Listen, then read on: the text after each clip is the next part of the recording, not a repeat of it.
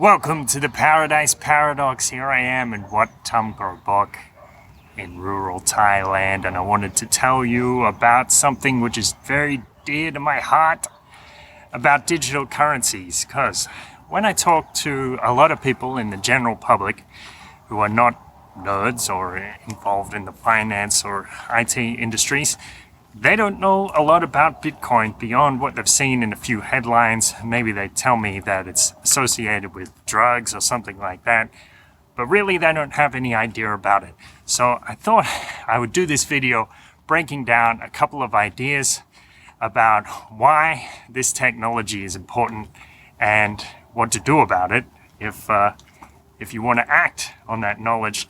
The thing is, it's kind of like if I talked to somebody about the internet in 1995. Most people just didn't have an idea how disruptive that technology would be. And here we are in 2017, and people are using the internet literally all over the world. I see monks here in the temple using Facebook and everything like that. It's so pervasive, and chances are digital currency is going to be the same thing, because everybody uses money. We do it every day, more or less. So it's very important that this huge technological leap has brought us, or is going to bring us, into a new era, and I'll explain how that is. The thing is, when I got into this stuff back around 2011, 2012, I wasn't thinking about Bitcoin or digital currency as an investment vehicle. I wasn't thinking about becoming a millionaire. I don't think a lot of people were. What I was thinking about is what I like to call the dream of digital currency. So like the highest ideals. What are the ways that this is going to disrupt society? And when the dust settles, how are things going to be better? So I saw similar things like with Napster and BitTorrent, file sharing software that was used to share music and movies, how that put pressure on the music and movie industry, so they had to create better products and come up with better ways to serve their customers. So when I saw Bitcoin and I started to put the puzzle pieces together, what I saw was this is a technology that's going to disrupt the banking industry and the central banking industry. And that's very interesting. And the reason it's interesting, I heard Stefan Molyneux make this argument around 2013. I think he was the first person to make this argument. Bitcoin can end war, or at least severely limit it. Digital currency can stop people fighting. And the reason this is because you have things, central banks and treasuries. And when a government wants to start a war, when big interests, arms companies put pressure on governments to start a war, the country turns, or the government turns to the central banks and treasuries and says, hey, print off billions of dollars and we will use them to buy arms, AK-47s and tanks and fighter jets and bombers and nuclear weapons and all this kind of stuff, which is really expensive and destructive. And that's exactly what they do. So they print a lot of money, and the government or the country goes into debt to the central bank, and they start the war. They go off and attack some country you've probably never even heard of. The thing is, with Bitcoin, you can't do the same thing as what you do with a central bank and a treasury, just printing money left and right. You can't just go in and form a committee and say, hey, can you please print an extra 1 million Bitcoins today? It doesn't work like that, because it's controlled by mathematics, computers, and algorithm, and the amount of currency which is issued is predetermined. I won't get too much into the technical details because they can get very cumbersome very quickly. But the point is, it's very difficult to just issue more Bitcoins or more Dash on a whim. Now, the next thing is prosperity for all. Like I said, this is the highest ideal. So perhaps we're not going to achieve, worldwide eradication of poverty, but we might get a lot closer because of digital currency.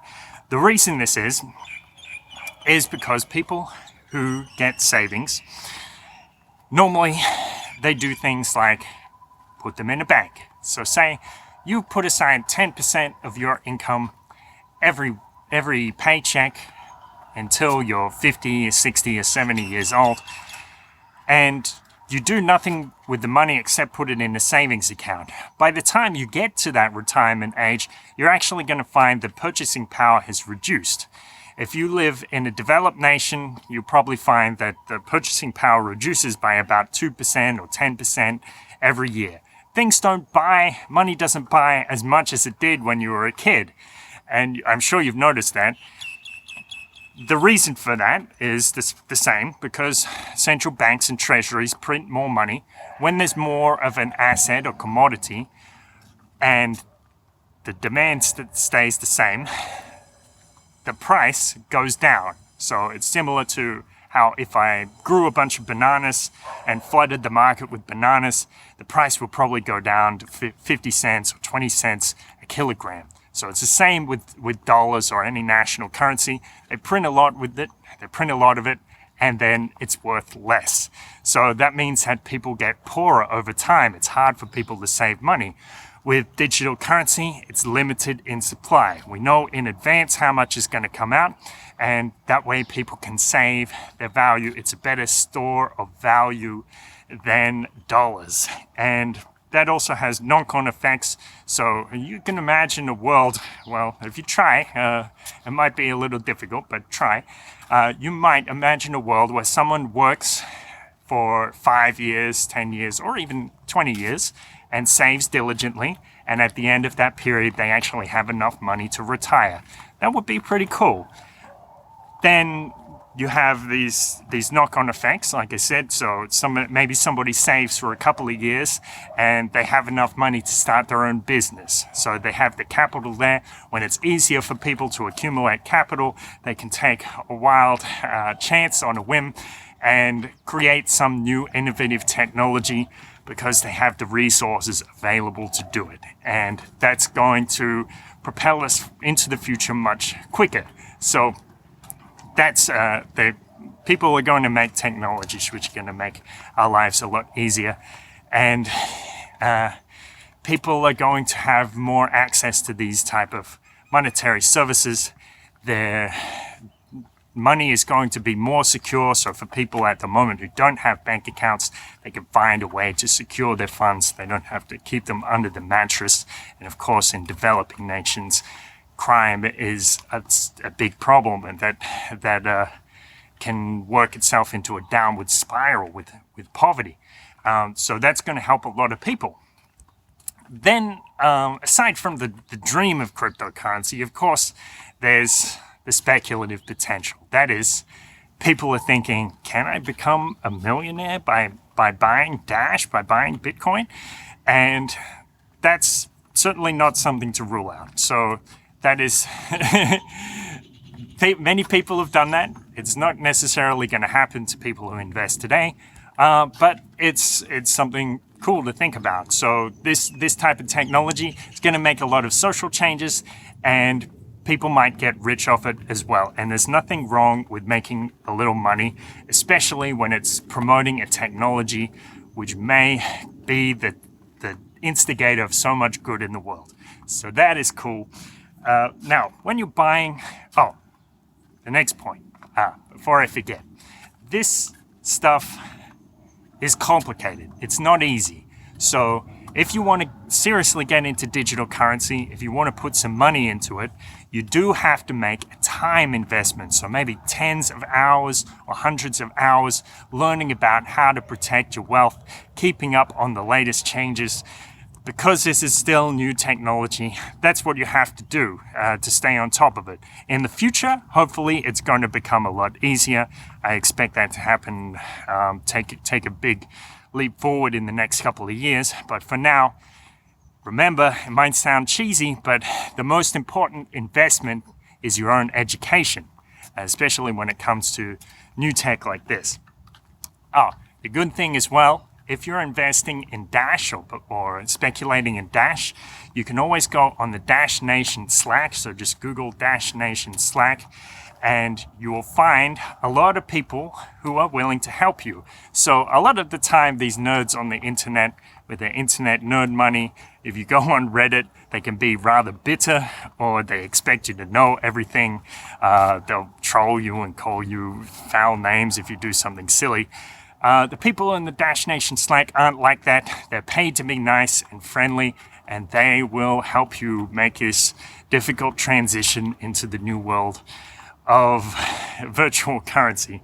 Now, when you're buying currency, there's a couple of things to bear in mind. So when some people do this, it's a bit of a pitfall. They will buy a large amount, and they don't necessarily have the wherewithal or the guts to stick it out when suddenly the currency drops the next day or the next week, and they sell, and then later they realize if they just held onto it, they would have made a lot of money or something like that.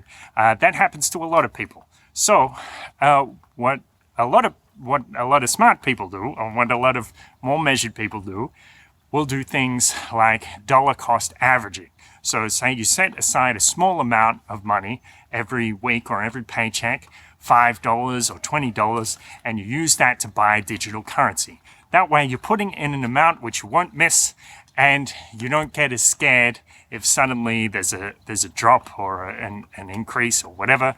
You're not constantly worried about that, because it's just a slow accumulation over time. You don't have to worry about the day-to-day volatility. Then another thing is, you've probably seen some of these articles that say stuff like man sells his house to buy Bitcoin. And that's probably not a good strategy for a lot of people, but in some cases it might make sense. If you are thinking along those lines, there's some things to consider.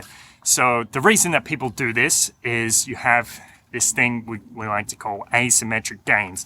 That is, the potential gains far outweigh the potential losses. So obviously you can only lose 100% of your speculation of the money you put in, but you stand to gain a lot more. So of course, people who invested early in Bitcoin when it was around a cent, now you can see it surpassing $6,000. You can imagine the kind of gains that people are getting on that.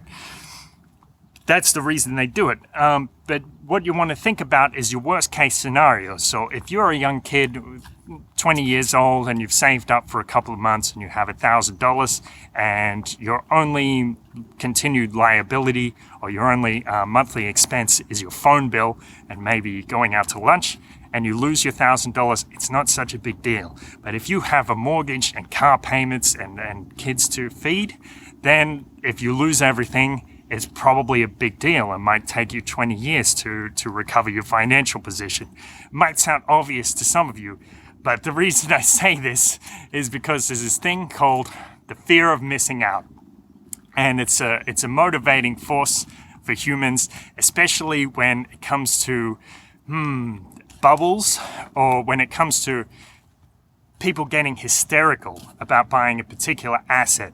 So when there's something like a housing bubble, people are going out and buying houses just to flip them the next month, or they're going out to buy Beanie Babies on the black market for $100 a piece.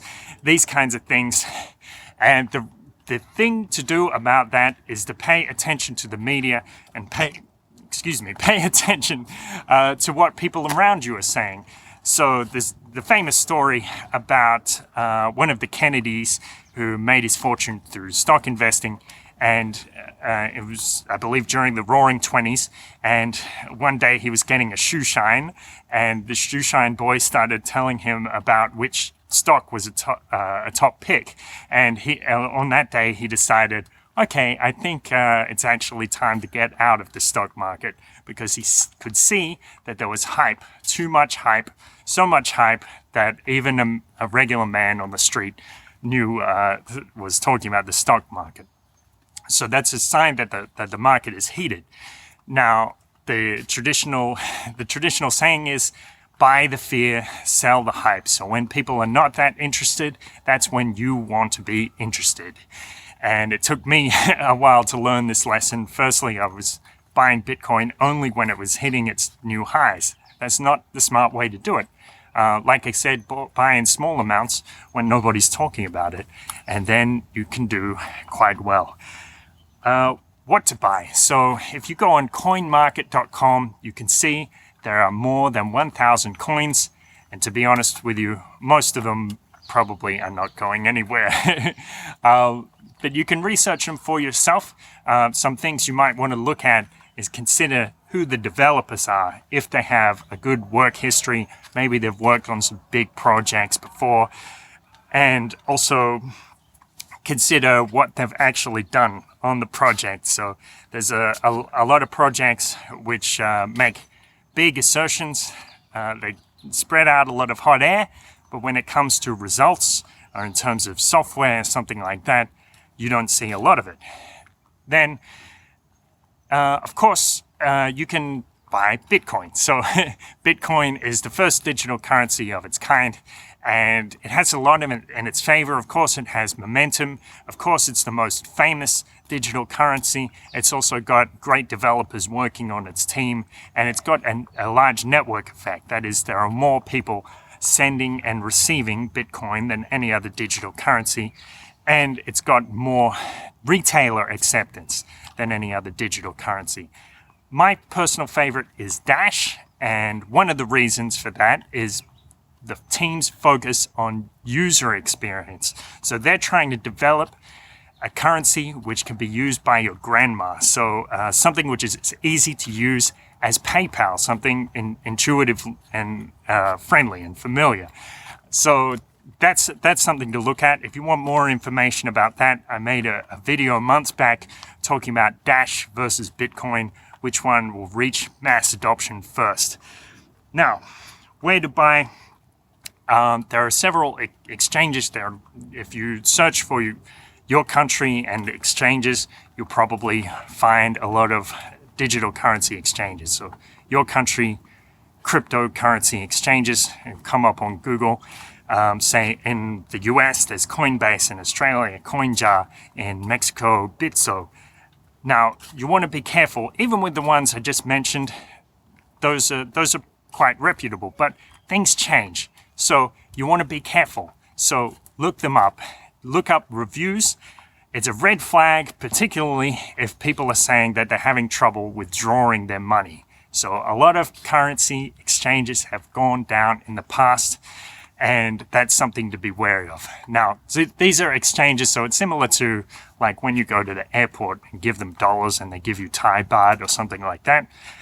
You deposit your money onto these sites using a bank transfer or check or maybe even a credit or debit card bill payment service, and then you'll be able to trade those dollars or that government currency for other kinds of currency. So the best way actually to get digital currency is to earn it, and it feels good. It feels like you're in the future. So you can go onto a site, steemit.com, if you're a content creator, and you can start making content, publishing videos or articles, and if the content is popular, then you earn Steem, which is a currency on there. It's worth about $1 a piece at the moment, and then you can keep it or trade it for other currencies on an exchange. Or if you have a website, you can accept tips on your website. If you're a freelancer, you can ask for payment in digital currency. That's another way. Storing your digital currency. Now, you've got to be careful. Once it gets above a certain amount, you probably want to step up the security. So say above a couple of $100, that's when you want to start looking at security seriously. One easy way to take care of your security is get a device like a Trezor or a Legend Nano S. So these are devices that are quite easy to use and, well, relatively easy to use, and they will keep your digital currency very secure.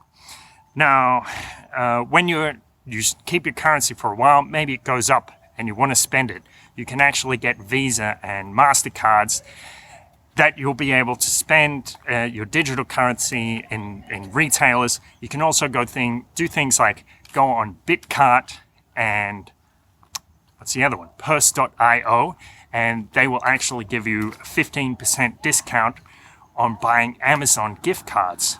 So you can buy a lot of good stuff cheaper than you would normally get it. So that's great. Now, like I said in the beginning, a lot of people, or at least for me, I wasn't thinking about how this would play out as an investment or something like that. If I had been, I might have made a lot more money on Bitcoin. But I was thinking about the dream. I was thinking about these social changes that were going to happen as an effect of this. And we've already seen some of those start to happen. So, for example, with Wikileaks is a politically unpopular organization. Governments don't really like Wikileaks because Wikileaks keeps them accountable and keeps putting out their secrets. So a few years back, Wikileaks had a problem. They had some legal fees that they needed to pay and server fees and these kind of things. And they couldn't accept money because the US government was putting pressure on payment processors like PayPal, Amex, Visa, not to allow payments to go through to Wikileaks. So Wikileaks made an executive decision, and they said, okay, we're going to accept this, what was at the time bleeding edge technology, Bitcoin, and then we will see what happens. As it turned out, they were able to accept a lot of money, do a fundraiser, and everything worked out pretty well. So we still have a world with WikiLeaks in it, keeping governments honest. Then you have an organization like Tierra Buena in Argentina. Good Earth is the translation if you don't speak Spanish. And this is an organization which helps out organic farmers. So the thing was, with the farmers, they had a problem with their payment processes, with their banks. The banks would normally say, as a part of the contract, you're going to use this type of fertilizer, this type of seed. And if you're an organic farmer, you really need to be making your own decisions about that kind of thing. So Tierra Buena helped farmers accept Bitcoin and Litecoin or process the payments so they could receive Argentine pesos for their products, getting them quicker to the consumers, cheaper to the consumers, and allowing the farmers autonomy and freedom to grow crops as they wanted, making higher quality produce. So you can see the potential here. Sistema D. This is an organization in South America that goes into marginalized communities and helps them with computer literacy and digital currency to enable them to sell their products outside of their community. But normally it's that type of thing. And this means that a lot of people win because people outside of the community can share in these kind of handicrafts that are made in the community, maybe understand a bit more about indigenous culture in some cases, and people in the community gain because they have more wealth coming in. They can trade with people they've never traded before across the nation. Then you have a case like Venezuela. I don't think I mentioned Venezuela is a country where at the moment they're going through hyperinflation. And again, this is a problem with government currency. Sometimes they print too much, and normally in developed nations you lose, like as I mentioned, 2%, 10% a year.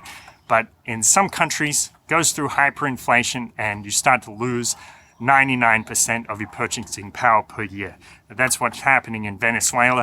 It makes it very difficult to eat.